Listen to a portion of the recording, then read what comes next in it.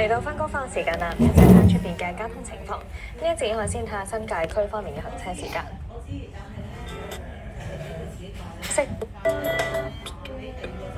海道36沿海後發地震注意情報，提醒後續內。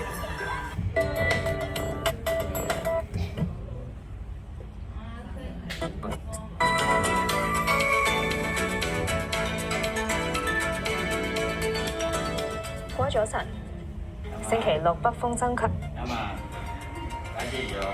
利物浦主帥史洛確認沙拿唔會隨隊出戰歐聯。詳細內容，美國同烏克蘭就和平方向嘅談判未見突破。烏克蘭總統澤連斯基會晤歐洲多國領袖。法國總統馬克龍話有好多籌碼應對俄羅斯。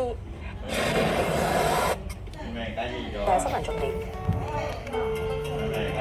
澤連斯基同歐洲領袖會面，德國總理默茨對美國辯。詳細內容。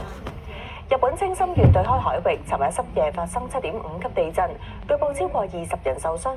當局一度預測海嘯高達3米，之後解除海嘯警報。到咗清晨，青森縣外海再發生6.4級地震，震源深度10公里。當局首次發布北海道36沿海後發地。理想汽車69個8毫3，高1毫8，金沙中國21蚊零1仙，低5仙，長和55蚊零1仙，低9仙。市場關注美國聯邦深夜發生7.6級地震，之後詳細內容。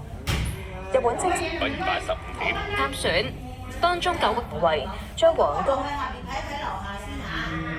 24046點，升17點。聯邦儲備局舉行議息會議前。